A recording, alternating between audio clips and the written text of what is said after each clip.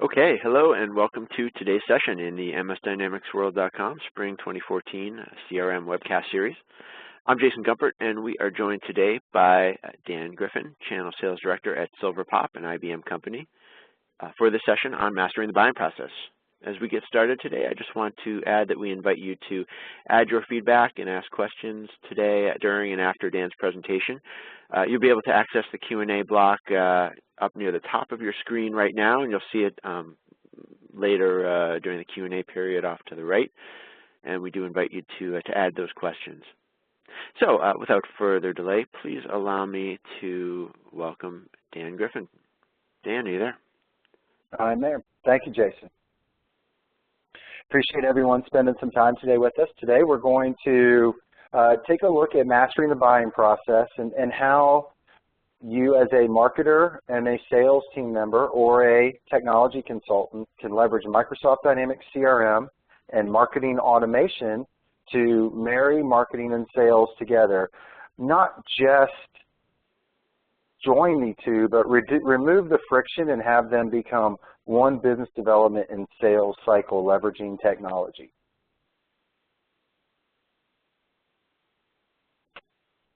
So the first thing we want to do is let's set the stage and talk about creating a customer experience and why that's so important.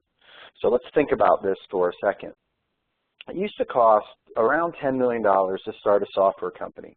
Now you can do that for less than $25,000 US. The reason that this is important is because when you go to market to your clients or prospects, there is much more competition.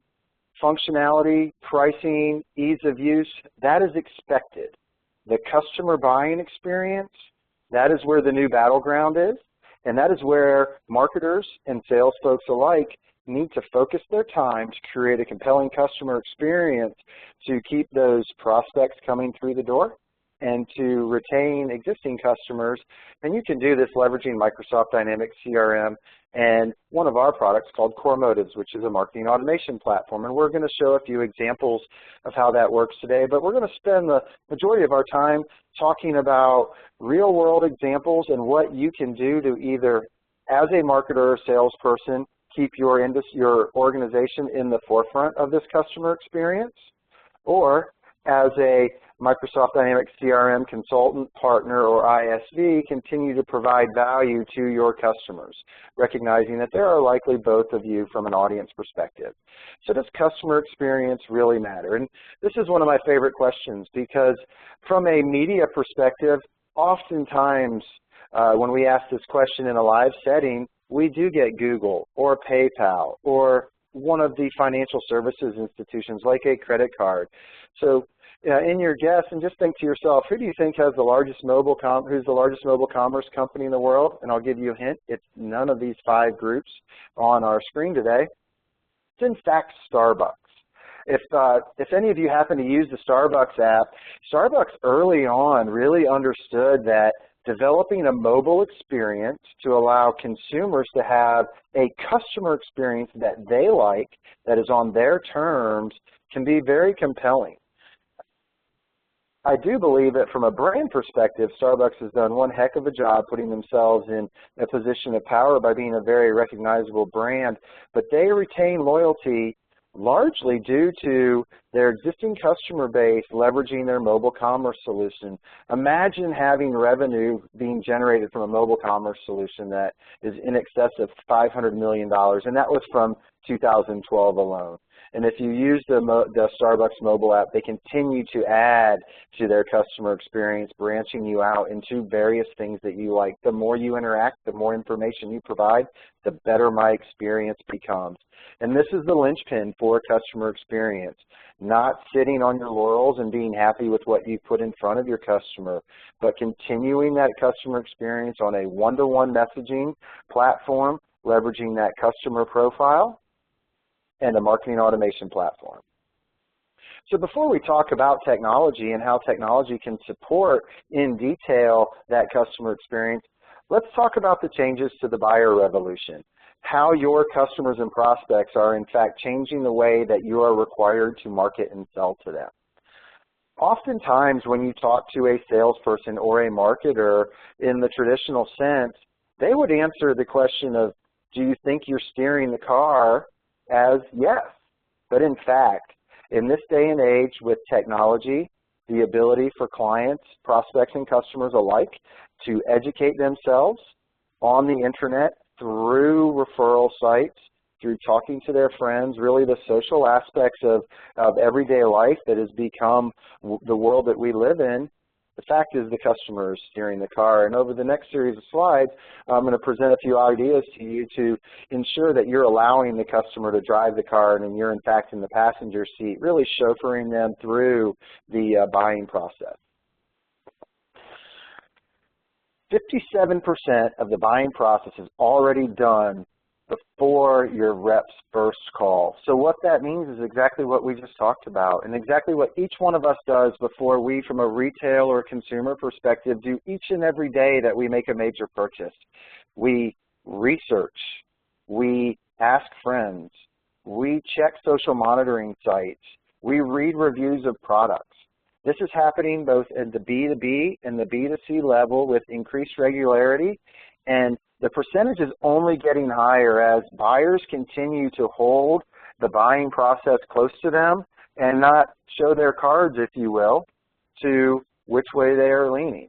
They are learning on their own, and they are delaying contact later and later, and the trends continue. So the challenge for sales and marketing alike is to create the compelling customer experience.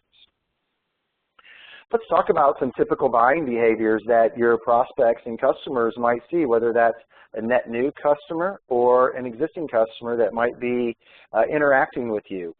Direct web page interactions. Why is this important? You want to be able to understand what your prospects and customers, those buyers, are doing on a regular basis. And oftentimes, we see organizations without marketing automation married with their Microsoft CRM application stopping at those direct interactions. So what we mean by a direct interaction is something that I am implicitly telling you as a buyer. So here's a typical buying behavior. How many product pages did I visit on a consumer website? Let's say I'm buying a television. How many TVs did I interact with and review? How long, or what were my intervals between my visits? That is critically important. If I think about a B2B cycle, and let's say I'm a professional services organization, and these cycles are longer in nature, it's critically important for marketing and sales to be unified.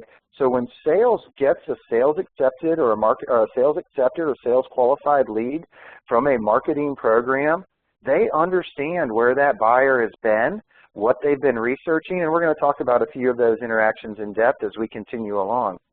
Direct response interaction. So this is the more traditional email marketing side. How many emails did they open? Where did they click once they got into your email? Where did it take them? And you can start to see as you chain these events together, as we talk about posting to Twitter, reading white papers or articles or blogs, or watching videos on your site, you learn and become more educated and are able to understand that buying persona. One of the common mistakes made when deploying technology is not taking a step back and understanding your buyer's personas. Every person on this phone call has a buyer in mind. Those buyers have unique personas, and it is worth your time and effort before you embark on any marketing technology and sales technology move, marrying marketing automation with Dynamics marketing to understand your buying personas. What we want to be able to show you is the ability to track all of these buying behaviors in Microsoft Dynamics CRM, empowering your sales team and propping the marketing team up as value add, and removing that barrier between the two organizations. So there are 4 things that you can do right now to help create that amazing customer experience that will drive higher levels of revenue. The first one, be easy to find. It's important that your prospects and customers can find you. That could be through search engine optimization. It could be through your website. It could be through your social media presence. But you also need to take that step back and think about your buying personas. Make sure you are easy to find in the individual avenues that your various personas pursue. And we'll We'll share what that is here in a second. Being found, here's a couple different things to think about in terms of how do I make it easy to be found. We talked about your website. We talked about search engines. Really getting into social media. Social media is not just for that B2C, the retail and consumer side. It is very much embedded in B2B environments. Our CEO, Bill Nussey, offers a really unique view on Wikipedia, one that is often forgotten from a marketer's perspective. Very likely, if you are to go search for your firm name, your company name, or a company name, you will find a Wikipedia entry. That is controlled by social groups. So you can play a role in editing that. And we would encourage you to spend time on places like Quora and LinkedIn and Wikipedia to control your social brand and to encourage your sales team to interact on social media with boundaries, of course, but also to answer frequently asked questions. For those of you that are in the Microsoft CRM implementation community, you know that Microsoft offers all sorts of forums for you to ask questions about technology. If you're a CRM user, there are partner forums and Microsoft-provided forums to ask questions. Encourage your teams to interact in these different places. Ask for advice, answer questions, post blog entries, reply to comments on blogs, engage your customer. They are expecting the one-to-one relationship. You are in a position from a social perspective to give them that. And then, of course, understanding listing and ranking sites. These continue to explode across the marketplace. It's important to understand for your vertical the different listing and ranking sites that are important. We're not going to go into what that list happens to be, but if you don't know, you should go find out. Automate and nurture. Now, this is important. Let's talk about what lead nurture means. And I will read this slide. Lead nurturing is the process by which sales prospects are tracked and developed into sales opportunities. This is what marries marketing and sales together. The nice thing about nurturing is that it is often achieved with software-based automation, much like our marketing automation platforms, our Engage solution and our Core Motive solution, both of which work very seamlessly with Microsoft Dynamics CRM. This statistic was rather surprising to me, and I want to share this with you because I think it's important to really understand what it means. 64% of marketers do not use automation to nurture and score leads. So what this means is over half of organizations that are asking for information from a potential buyer are not taking advantage of automation platforms to educate or keep warm or score that lead depending on where they fall within your cycle. These folks are basically hoping that that buyer stays warm on their own and a seller is able to make contact with them immediately, a seller being someone within your organization. The advantages of lead nurturing and automation is that you can set programs specific to your buying persona based on the behaviors that this particular lead is showing. So an example could be they filled out a contact us piece of information, but they also were on different pages of your website. When you put those two pieces of information together, you could put them in a nurture program that talks directly about an individual product or offering or service they're interested in versus a, did you know about us as a larger company? You're starting to narrow that down to a one-to-one conversation. It is amazing that 64% of marketers are not doing this today, and this is in a B2B discussion. Understanding buyer behaviors. We shared a little bit about those direct behaviors that your buyers exhibit, but what they do is far more important than what they say. So let's talk about what that means.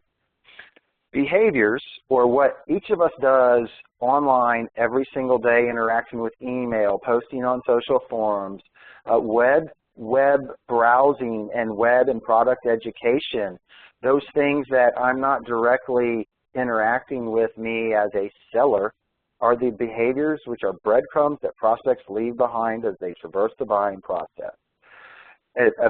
Any marketing automation platform that is worth anything will allow you to pull this data forward to educate your sales team. They transform how you score and nurture your buying personas. And these scores and nurture programs should be specific to the different personas you know that are coming to you to purchase. And I will point out, having spent numerous years deploying Microsoft CRM before moving into marketing automation, it's really important to be flexible and continually inspect or evaluate what your personas look like, your buying personas, and don't be afraid to adjust them. Just like as we talk about lead scoring in a second, don't be afraid to play with your scoring models.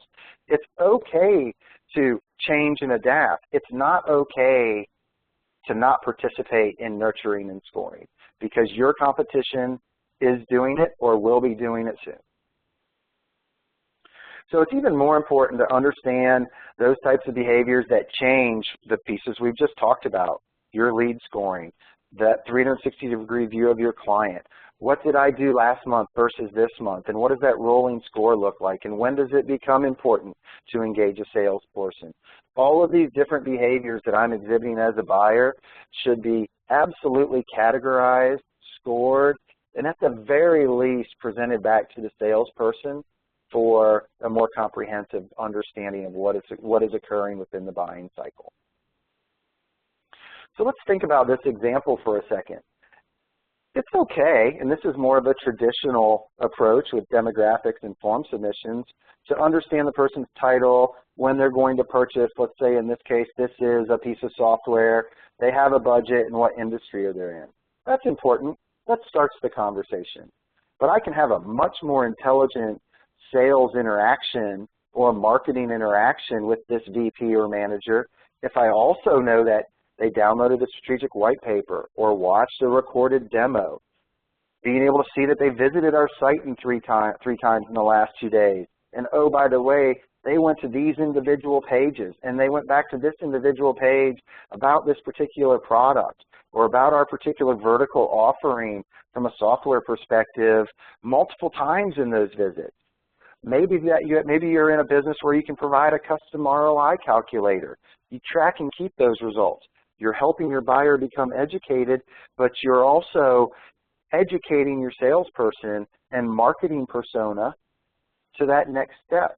Or clicking on a vertical case study. Think about all of the things that you're doing to educate your client. That is better.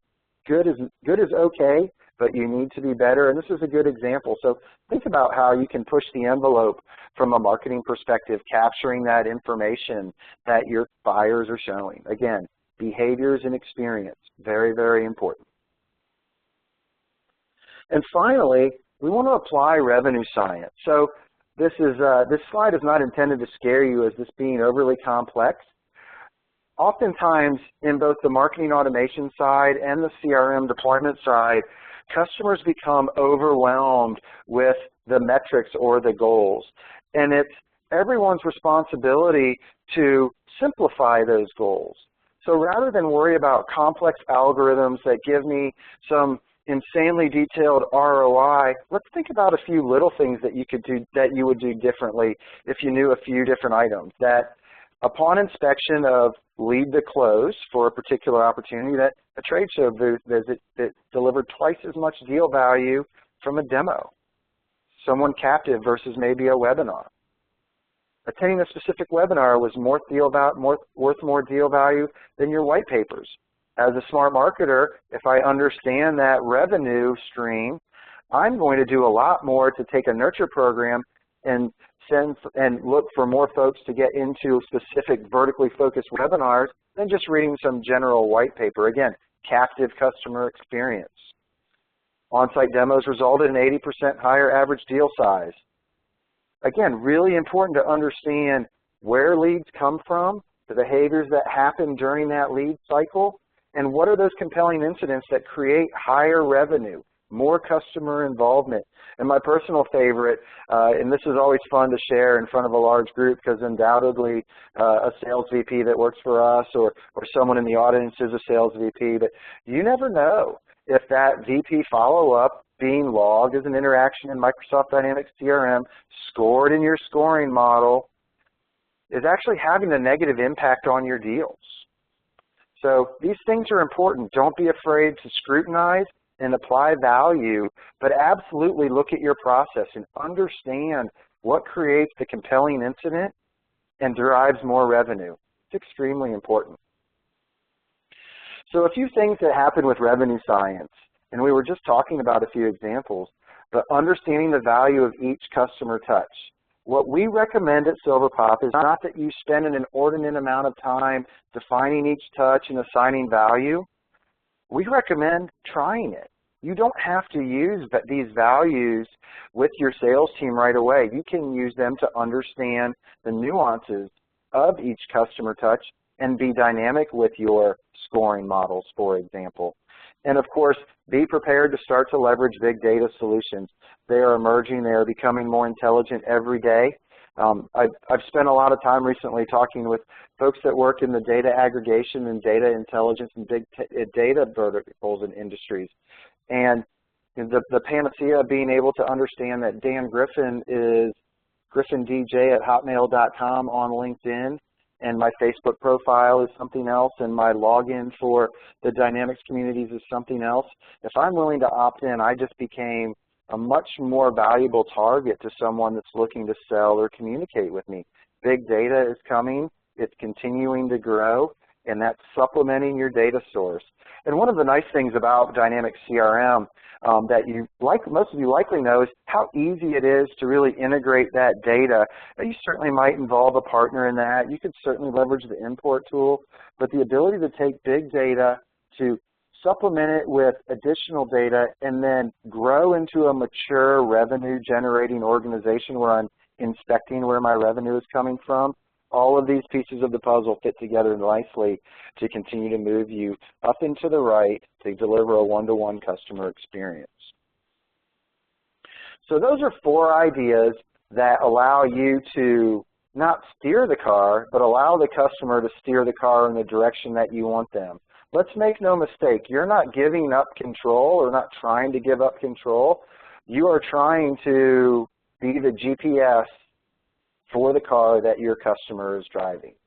And this is the future of selling. It's only going to become more one-to-one in nature, and your sales teams are going to be incredibly happy if, from a marketing perspective, you're able to deliver to 80% of the personas as a high goal target, 80%, and place them through lead and nurture management.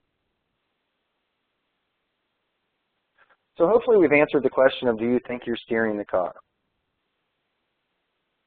One of the other pieces we want to talk about, driving value between a marketing and sales organization, and oftentimes when you deploy Microsoft Dynamics CRM, the decision to deploy Microsoft Dynamics CRM comes globally from an organization, and globally meaning 20 people, 2,000 people. You really want to make sure you're picking a CRM product that serves everyone, but then the project starts, and it really focuses on setting that foundation phase in one particular group or business unit within that organization.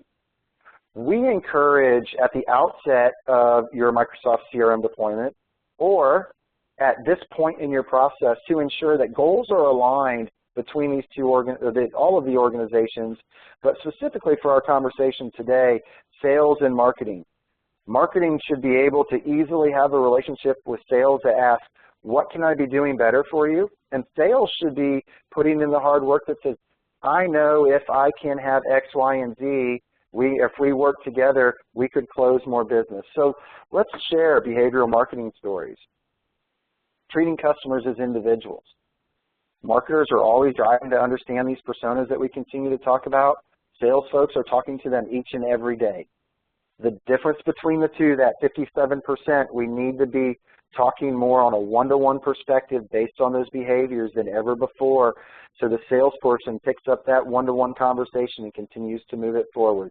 So you can see we have 3 different buyers that exhibit very different behaviors, and at the same time, we're scoring them appropriately. All of this information is then seen in Microsoft Dynamics CRM from your marketing automation platform. Now we want to be able to deliver our message real-time through multi-channels with a message directly targeted based on that behavior to this individual. So if we move left to right quickly, we can see that that the lady on the left wants to be communicated to via mail, email, and mobile. The gentleman in the middle is really more interested in coming to my website, email, and even some promotional hard or physical mail activities. Whereas the person on the right might be a decision maker and really just wants to be emailed something, but is giving you a lot of information socially and mobily, and that will help you communicate back to them in the sense that you want to deliver a mobile-ready message to the gentleman on the right versus an email-driven message to the person in the middle, and an email and mobile-driven message to the person, the female on the left. So you want to pick a platform that enables your messaging to be consistent across the devices that your buyers are going to consume the message. Couple all of that buying information with the vast network of marketing databases and where marketers are spending time. We won't work through this model much at all, other than if you're not a marketer, this is to help you understand where all these individual pieces of siloed information happen to sit, and it's an incredibly difficult task to move left to right and build that three-dimensional customer model or customer profile with data that may or may not be able to be part of your Microsoft Dynamics CRM deployment. So think about the things that make buying easy and focus on those individual pieces of the data and then build forward. And just to make this very easy, ingredients for marketing success, really increasing revenue from between marketing and sales interaction. You have to have conversation and vision. You have to share data and have good, clean data. And you need the skills to execute these strategic visions that you're putting in place that is going to be powered by that data. Microsoft Dynamics CRM should be the consistent across all of those, and a marketing automation platform that works with Microsoft CRM but that is able to serve your particular customer or your particular need as a CRM user, and understanding that there are multiple platforms and a small, medium business might not have the same need as an enterprise business from a platform perspective. And from a Silverpop standpoint, we happen to offer two unique products into the marketplace. For those that aren't sure what marketing automation is, this just gives you an idea of what this means from an interaction perspective. So marketing automation is the ability to communicate digitally and capture that digital footprint. Here are a few other ideas in terms of not just email or lead scoring, which we've talked about at length a little bit today, but also the ability to capture web form submissions, to capture survey information and respond off that survey information, or to spin up temporary landing pages to understand what that communication perspective is like and how folks are driving to those landing pages. Critically important. We're going to spend the next few minutes talking about two topics that we found marketers and sales can really benefit from, but in fact aren't doing them very much. And we talked about the 64% earlier today, and these fall into that category. So the importance of giving a behavior or interaction a score or a value, lead scoring. If you're a marketer, you should probably find this slide a little bit humorous, and if you're a salesperson, maybe a little bit aggravating.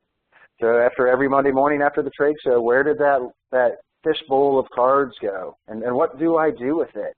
So thinking about those interactions and how do I take a lead, qualify it, move it through a nurture program, and then push it on to sales versus just because someone stopped at my booth at a trade show doesn't mean they are a sales qualified lead at this point. Let's define some things that make up a lead. These are different ways that these different personas can become a lead as well. So white paper downloads, they've attended trade shows or webinars, and moving from the left to the right, maybe they've agreed upon some lead qualification definition. So as I think about that lead coming in, now I'm a marketer. What's my definition of a sales accepted or sales qualified lead before I pass it to the salesperson on the right, who's going to then ask the questions during the communication cycle. But if you'll notice this natural move from left to right, the left side is all about a behavior that a buyer exhibits.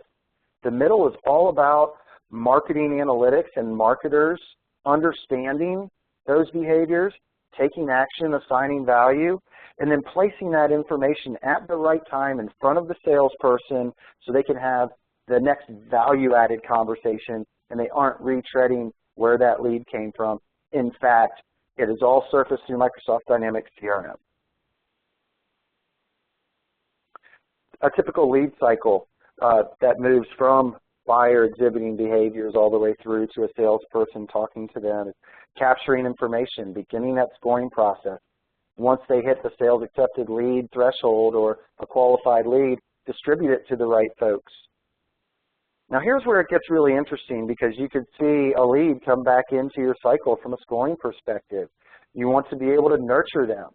A salesperson or a marketer or a behavior should all be considered to put someone back into a nurture program. And what we mean by nurture program is really the ability to continue to communicate and interact with a prospect or a buyer without having to have a one-off phone call or one-off manually generated email sent to that individual person. And then, of course, the most important piece after you've made that decision to do lead scoring and nurturing is to analyze what you're doing, and again, not be afraid. This is all about business process. One model will not work for the next model or for the next business. Make sure you're always evaluating your model. And just to give you another idea, if you're familiar with kind of the whiteboard, where does all this data come from? There's a little different view on how leads can come to your website. It's important to know where they came from, and we would encourage you to capture as much of this inbound information where that redirect came from as possible.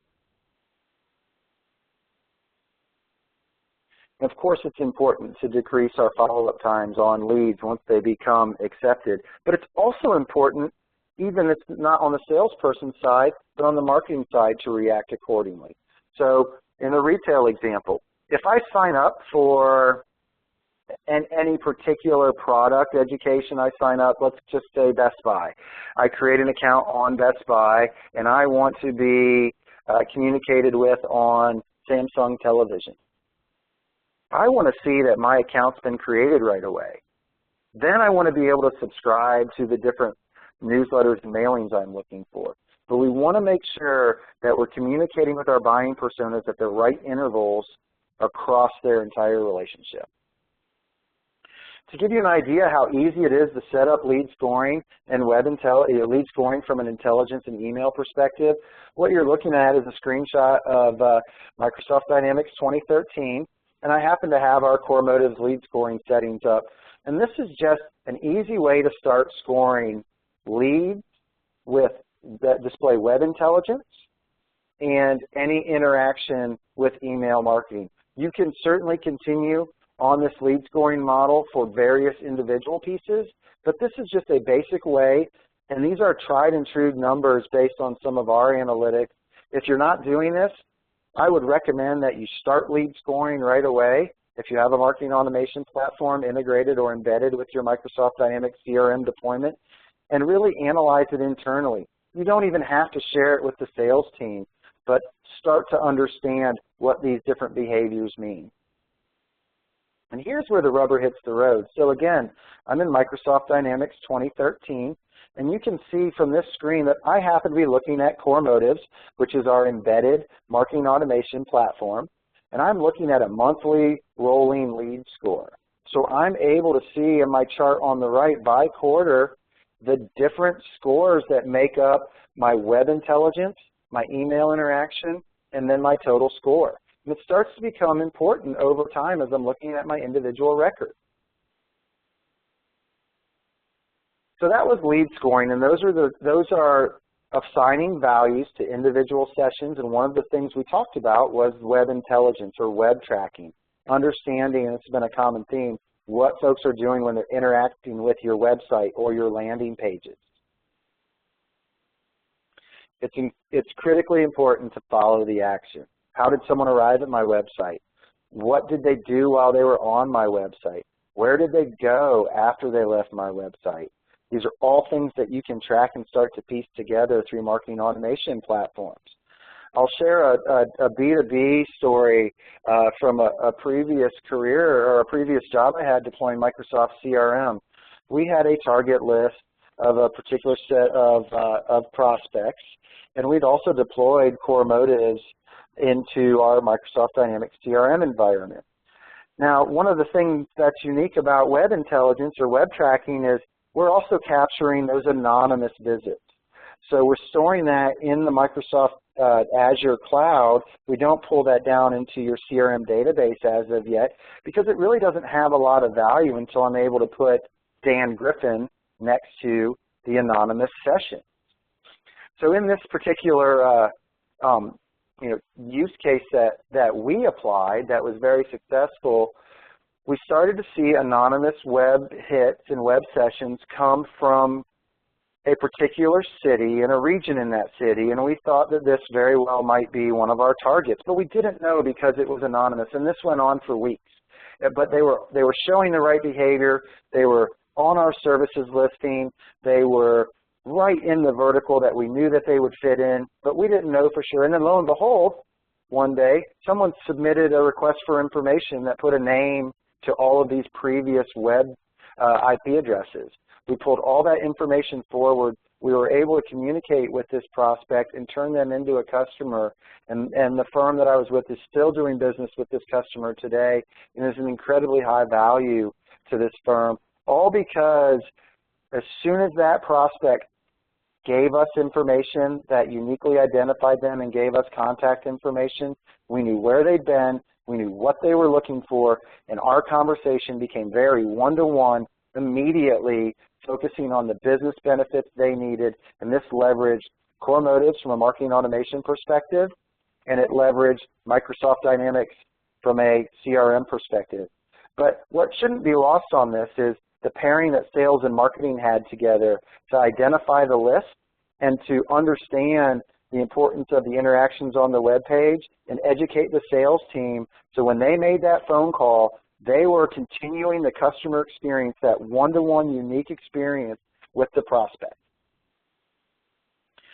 So to put just a quick visual around what that becomes, we have anonymous activity at the top, maybe web session number 1, it's anonymous, web session 2, still anonymous, and then lo and behold, a web form is created, web session 3 pulls it all together. I've identified my lead, now I'm becoming potentially a sales qualified lead, and what this really does is make sure activity is meaningful and not just the known activities, but the unknown activities as well. This bridge is unique to me in that it's very tough to walk up that bridge. It has a higher arc than most as a footbridge to get over, and oftentimes we equate this to not lead scoring or not capturing web tracking, because if you were to look at this bridge as you approach it, the bridge is going to be over your head, and that really looks steep to me. But if you make the time, if you've already deployed CRM, you've already gone through a bridge like this, you really want to push forward and understand when you get to the top of that bridge, now all that hard work is much easier on the backside. Now you're going to want to go back through the bridge again and continually churn, but think about going over a very steep bridge and all the hard work that you use, whether it's deploying Microsoft Dynamics CRM, whether it's working from a business buying persona perspective with sales and marketing together and really whiteboarding what that looks like, or analyzing your lead to won and lost opportunity cycle. Where is your revenue coming from and what are those interactions? The time spent going up that steep vertical slope will be paid back when you hit the top of the bridge and move down the other side. I'm going to share again a view in 2013 of just the ability from a web intelligence perspective. Here we're capturing web sessions, which means someone appeared on a particular web page. And you can see this individual contact is, they're hitting it from a few different places. And what's nice is you can capture if they're hitting it from a mobile device, if they're from a home ISP, for example. But then I can also, rather than combing through my list, I can put some sense around where did the sessions come from? Was it IE? Was it Firefox or Chrome? And again, because it's Microsoft Dynamics CRM and all this data, once it's a recognized buyer, can come into your Dynamics CRM deployment, you can build these analytics and really start to piece your data together. Maybe we could see, because I know this contact happens to do a lot of global traveling, where was he in terms of all of his web sessions? Or what operating system did he use? So I can pretty quickly tell that when Rhett's on the road, he's leveraging his iPhone, but when he's at home or in the office, he's leveraging the Windows operating system. Now, this might seem like a hokey example, but the intelligence that you can have as a salesperson through marketing enable these discussions is really important. And then, of course, the last one being these traffic links, and what was the source? So where did it come from? A direct bookmark, a search, and how did they find us? That's the question you're asking. Was it related to a campaign? So if I look over to the list view, page landings and traffic source and campaign, those columns, they're pretty important. They tell me that interaction history. I, as a salesperson, am going to love my marketer when they can tell me what someone has been doing without me having to ask. My intelligence, my ability to be relevant and speak directly become very, very, very important. So again, just a few more individual page views. You can see we're continually changing the graphics on the right again just to enforce. You can look at this data a bunch of different ways. It's going to be different by company. So we really want to change the way we're thinking about sales. And I think a lot of these examples should hopefully convince you that you need to move upstream earlier in the buying process into understanding your personas, into capturing what is happening. This is no longer a brick and mortar typical sales cycle where marketing is very collateral based and meant for the masses, and a salesperson picks up the phone and calls a lead that they have been given somehow but doesn't really know what marketing has done. That has changed. The digital world has created a buyer revolution. The role of sales needs to change with it. And when we say sales, marketing and sales become one because they need to be partnered together. Leveraging the technology of a marketing automation platform like CoreMotives with your CRM deployment can really push your revenue generation to the next level. And quite frankly, should be done to also continue to keep your current customers as well. So when you think about this and put this into practice in the future, also think about your existing customers. Don't leave them off to the side. Think about your customer personas and nurture and score them as well. Embrace those window shoppers. That's the 57% of your buying cycle. So make sure that you're making this an easy cycle for them. Make sure that you can entice them and build an experience that they walk into the store, but give it from multiple avenues. And that is not just device specific. That is dynamically changing your website and offers you present, or how someone interacts with you, making sure you're interacting with them or providing that interaction scenario that they are looking for as well. You will then entice prospects to, quote unquote, walk into your store and engage with your salesperson. There's a good chance when they're engaged with your salesperson, they are more than kicking the tires because the current buyer believes they are kicking the tires or educating themselves before they walk in. And each one of us does the same thing during the retail process that we buy. So with the right training, again, you can convince them to walk into the store.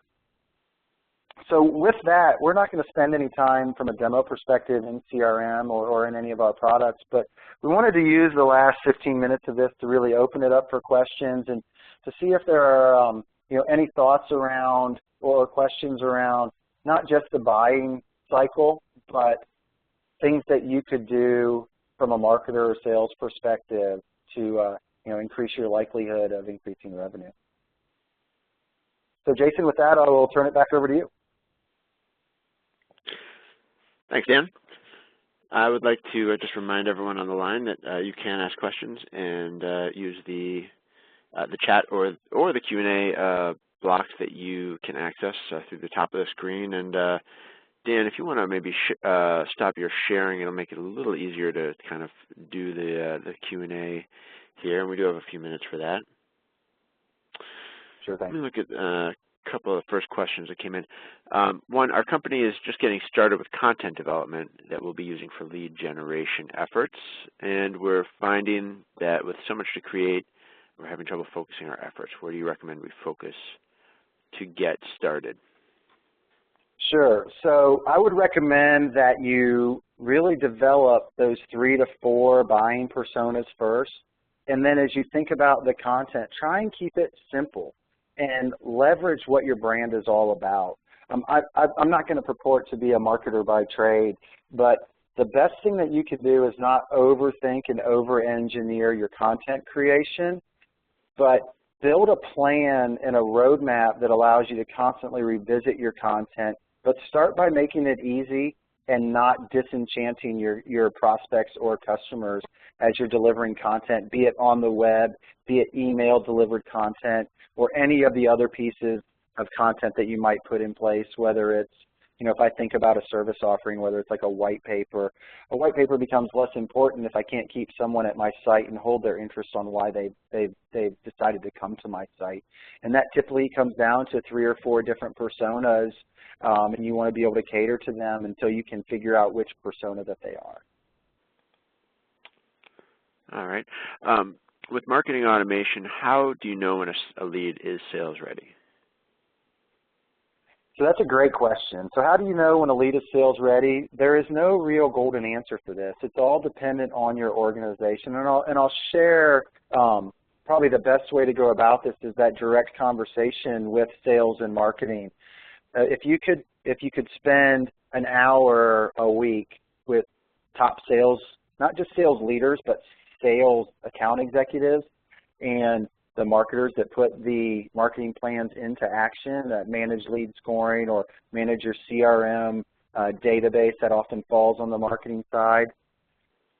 Understanding which leads have come through and been successful is probably the best way, but that's not just an analytics discussion. That is also a peer-to-peer discussion with the sales team.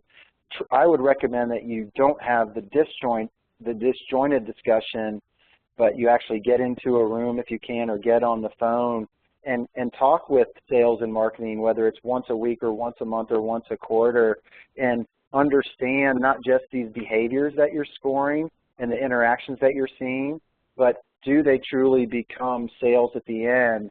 And don't be afraid to adjust that model. And quite frankly, it's going to be trial and error. You're always going to want to adjust that model. So there's no real hard and fast scoring number. It's the 2 groups that understand the business the most, which are typically marketing and sales, in terms of how do I convince the prospect to buy, and thinking and keeping it simple. Again, focus on that 80%. Don't focus on the 1 or 2 outlying scenarios. Focus on the ones that drive the majority of your revenue. All right, great. And one follow-up I would maybe ask you on that is, as it relates to teams that are using Dynamics CRM, especially teams that come out of the marketing department, how do you find that their skills maybe start with in terms of their ability to analyze that kind of information, and how do you see it mature as they use a marketing automation platform? Great question, Jason. And this really is it's a question about maturity and growth over time from a data perspective. So if you're in Microsoft Dynamics CRM as a marketer and you're just starting into marketing automation, you're probably not too awful concerned at this point about big data and some of these other supplemental pieces. You want to be very focused on individual items. So maybe your website is a key education point for your customer. And again, it's hard to, I'm trying not to generalize, so I'm going to pick an example where maybe the website is the key education point for you, and that's often the case for a lot of businesses. Understanding where folks are going and tracking web intelligence is a very good first step, and applying just a general scoring model to those interactions. And then as you mature, oftentimes what I've seen in the years of deploying CRM, Microsoft Dynamics CRM and marketing automation platforms is companies matured to other data sources that started to influence their buying personas, which were directly influencing their lead scoring and the interaction that was occurring. And quite frankly, because they were adding revenue into the cycle, they were able to go and either capture, purchase, or research additional data. And sometimes that became a data mart. So the analytics side becomes a very interesting question, because there's basic analytics in Microsoft Dynamics CRM that we would definitely recognize or recommend that marketers use. But as you start to get into quote-unquote revenue science, there are many other factors, and you start to think about wallet share over time and multiple purchase cycles, and we see that moving into a more comprehensive reporting environment. But that doesn't mean it has to live there. At the end of the day, it's all about return on my marketing dollar, and a lot of times the deep analytics is about strengthening a process, but the basic analytics are about, is my campaign successful, or are individual steps in my campaign successful? And don't confuse the two. Make sure you separate your individual return on that marketing investment from the advanced data that you can capture to understand buying cycle, because they may or may not be completely related. All right, excellent. Well, let me make a final call here for questions. We have one more in the queue, and then we'll start wrapping up if we don't see any others. The last one I have here, what's popular in terms of mobile application marketing in terms of automation and nurturing? Sure. So in my experience and with our products, you don't need to really deploy another mobile solution. Within our products, we happen to have the ability to push to mobile. So, and that's obviously, this can go two different avenues. One is the app. So we talked a lot about Starbucks. So mobile apps are important, but I happened to be at a show recently, and then internally we spent a good bit of time talking about our mobile product and trying to educate our sales team. And it was very surprising to me, though, it shouldn't have been, that 90% of the apps that adults download, they don't use after they open it the first time. So apps are only relevant when you can increase that customer experience and provide a user a reason to go back to that app. Oftentimes that happens in the consumer space. I think a lot about, I travel a lot for work, and I think about the fact that I use the Delta app and the Marriott app all the time because I'm always trying to maybe find a different flight. That's compelling to me, and they make it easy for me to interact and to find the information I need and book flights. I'm not going back to some of the retail apps I booked because I downloaded because it just didn't work for me, and I think each one of us probably has those experiences. I think what's more important is the app is secondary unless you're in retail. What's more important is making sure, and any good marketing automation platform should be able to deliver the content you're creating to multiple devices without having to recreate that content for those devices. So for example, in our products, we have inbox previews for all of our emails, and that is from a Windows delivery to Outlook all the way down to mail on your Windows phone. So what would it look like if it landed on an iOS phone operating system? So really making sure that you are delivering relevant content and it looks appropriate. You should have the ability to preview the majority of the standard devices out there for many marketing automation platform. And happy to, if that person asking that question is interested in seeing more, you can certainly follow up with through our website to see how we do a lot of web or inbox preview for emails, which we can then also talk specifically about mobile. All right, great. Well, we are through the question queue. I want to thank the audience for attending today and for asking questions. Dan, I also want to say thanks to you for presenting. Well, thanks, Jason. I appreciate it. We love contributing to the Dynamics community, and certainly happy to continue. And for those folks that don't spend a bunch of time on Microsoft Dynamics World, it's a wealth of information. I wish I had more time. I actually got a chance to write for Jason a few years ago, and it's really valuable, not just from a technical perspective, but you can find a lot of good business benefit positions as well. Don't be shy about visiting the site and really using that knowledge. And the other thing you'll find is that every single person that participates in either it's webinars like this or writing for the different products on the site are very eager to have conversations.